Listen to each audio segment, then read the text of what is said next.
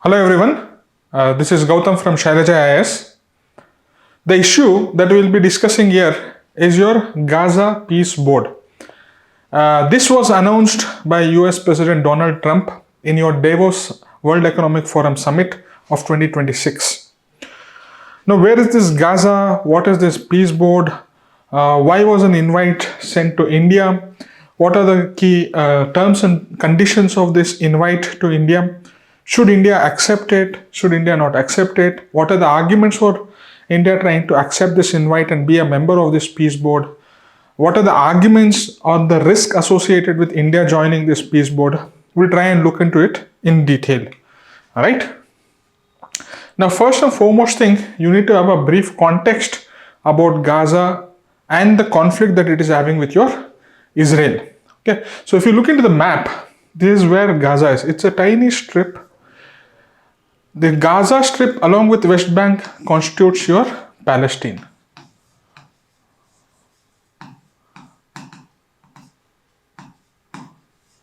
Okay, and this Gaza Strip is currently governed by an organization called as Hamas. Hamas has now been termed as a terrorist organization by UN or US and Israel. On the other hand, Hamas is being supported by Iran in order to fight against your Israel. This, you need to know who are the stakeholders involved. Hamas is governing your Gaza Strip, fighting against Israel, which is a Jewish state. Gaza Strip and West Bank together constitute Palestine. Okay? And Palestine is a country, right? Now, if you want to understand what exactly is this peace board or what is the objective with which it was announced by United States President Donald Trump, you need to go nearly 7.5 decades back into the time. Because it was in 1948, a state of Israel was established by displacing the existing Palestinians who were living in that region. Okay, so this earlier state was not there before 1948. It was only in 1948 Jewish from across the world came together, settled here, declared themselves as a Israel country. The primary idea or the behind establishing this Jewish state was because Jews felt that they were persecuted by regimes across the world. As a result, they had to flee their homeland, which was existing here at around 2000 years before, and they wanted something to call as their own home, and they felt that 1948 was the right time to come and establish and set up a homeland for the Jewish people and term the country as your Israel. So there is a deeper or a more complex arguments into it, which will be dealt in your, I can say, world history classes, or world history part of your syllabus. For this particular video purposes, this context is enough for us. Okay. That state of Israel was established in 1948. It displaced your Palestinian people. That gave rise to Israel-Palestinian conflict because Palestinian people said, you cannot come and tell us that you go to a particular corner of the country and stay there and call the existing thing as a new state or new country called as Israel. So Palestinians felt that people from outside are coming and driving us out and creating a separate country called as your Israel. And since it was surrounded by your Muslim neighborhood, they felt it or took it on a more religious conflict, right? And in the coming decades, multiple wars were fought, which was supported by your Egypt, which was supported by Turkey, which was supported by, you can say, Iran, Lebanon, Jordan. So multiple Islamic countries were involved with regard to supporting Palestinians and fight against Israel. But Israel stood the test of time and continued to exist as a democratic Jewish state. Right? And from the last 2 decades, what is happening is a more extremist organization called as Hamas is governing your piece of land called as your Gaza Strip. Right? And on October 7, 2023, the world was shocked because a militarily more superior country like Israel faced a strike by Hamas, which is the tiny organization. And Israel was caught by surprise. Nearly 1,200 people were killed. Hundreds of people were taken as hostage, and that started a war that is continuing till date, right? So for 2 years, Israel started attacking or decimating your Gaza Strip. 66% of the land in the Gaza Strip is now totally destroyed. Lakhs of people have migrated. Thousands of people have died. It's a humanitarian crisis that is unfolding, right? And very few people are talking about it across the world. And eventually it started attacking the supporters of your Hamas group, which is your Iran, and Israel was able to gain an upper hand. Finally, in the end of 2025, peace or ceasefire was brokered between your US, and currently it is now in a it is not in a continuing war, neither has it come to a normal situation.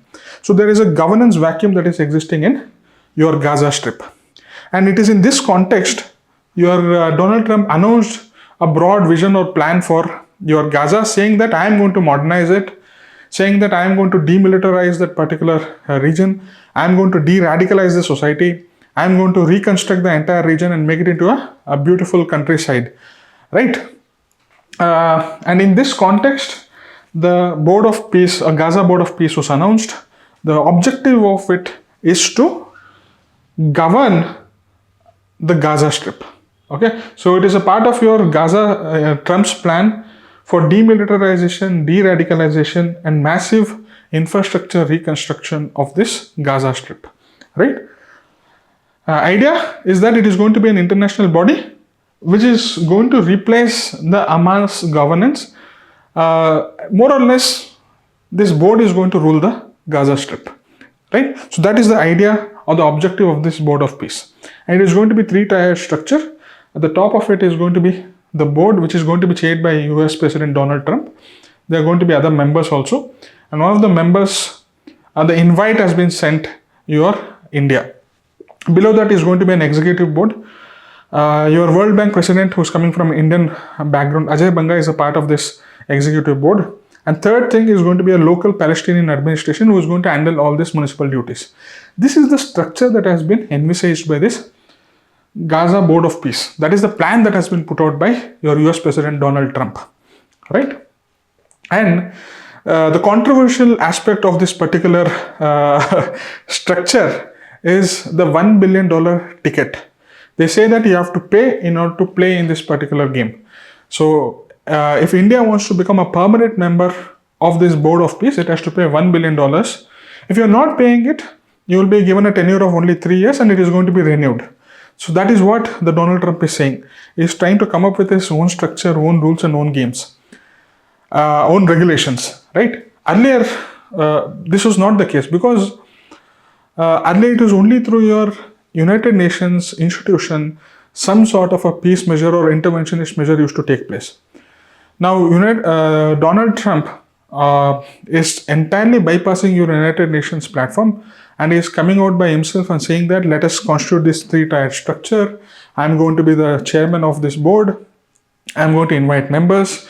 You need to pay $1 billion so as to sit on the board and try to decide what sort of governance actions or policy measures we need to take in order to govern Gaza Strip. Right? These are all, you can say, policies or plans. Right? And as I told you, the invite has been sent to your Pakistan, Egypt, Turkey, Jordan, Hungary, Vietnam, Australia. They're all trying to bring in overall the key allies of USA to come and join this board and try to govern Gaza. It's not going to be that easy. Okay, it's not like Hamas people are going to agree for this. It's not like people who is sitting in USA is trying to determine the fate of Hamas people or Palestinian people, right?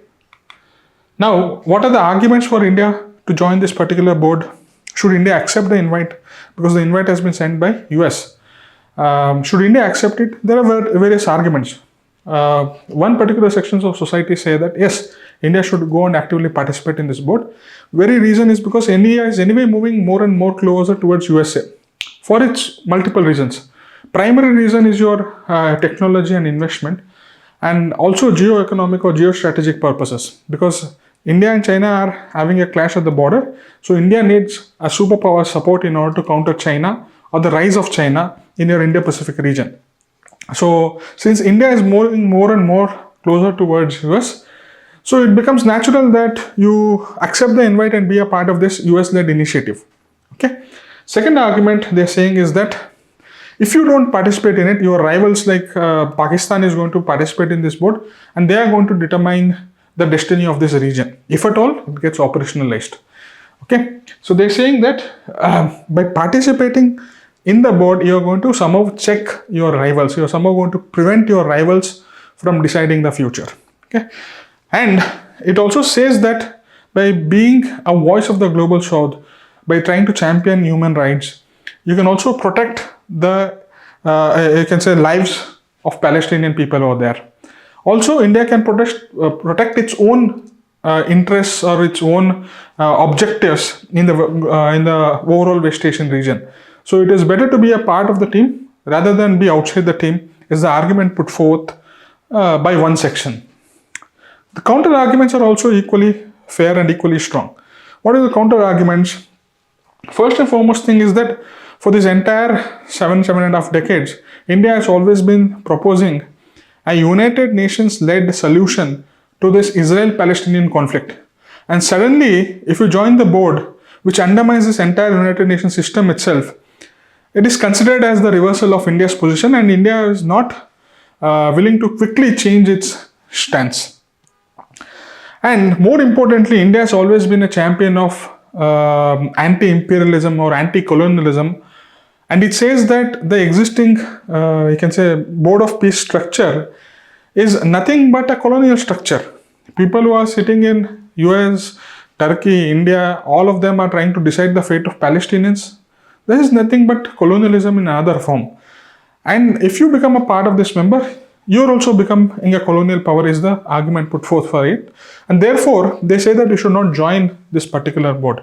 Otherwise, you're trying to indirectly support your colonialism. Okay? And there's also an argument that you're going to be again hyphenated with Pakistan.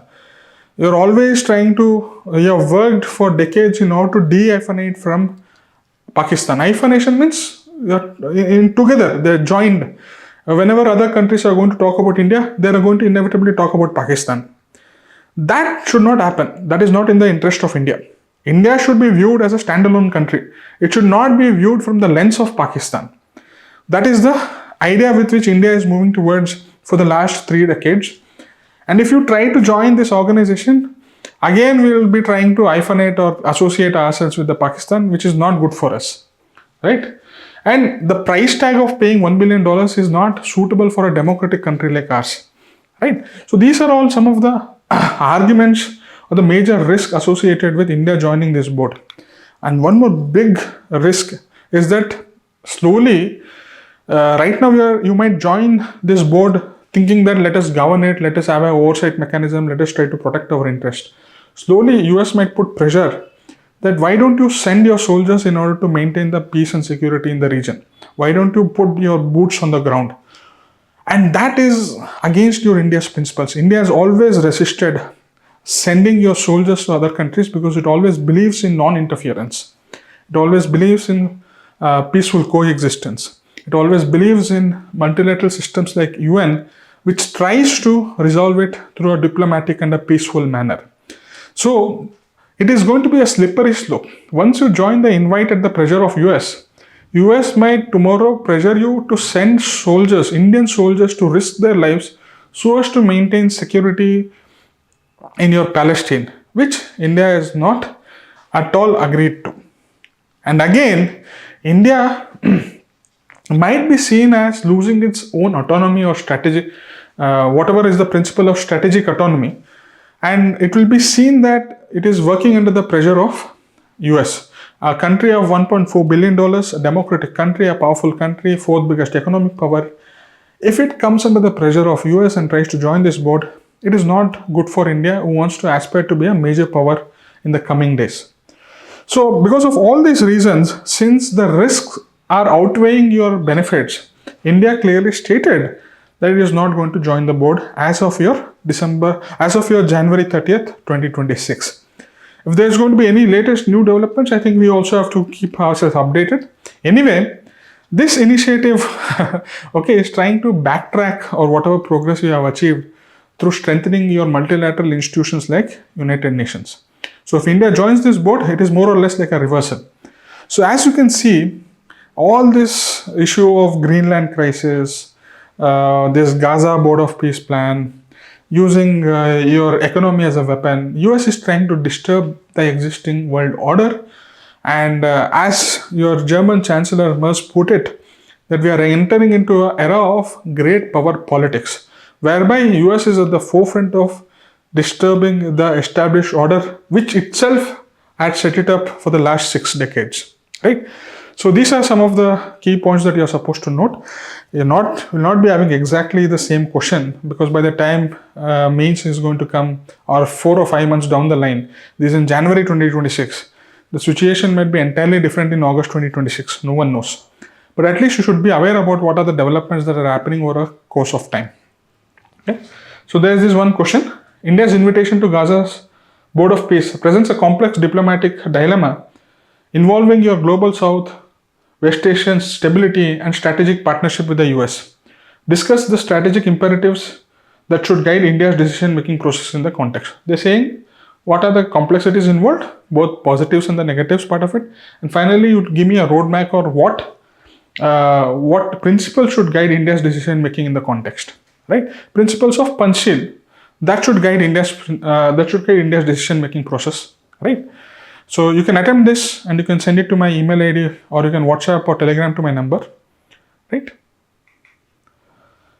Here is my number and here is my email ID. Looking forward to your answers. Right? All the very best.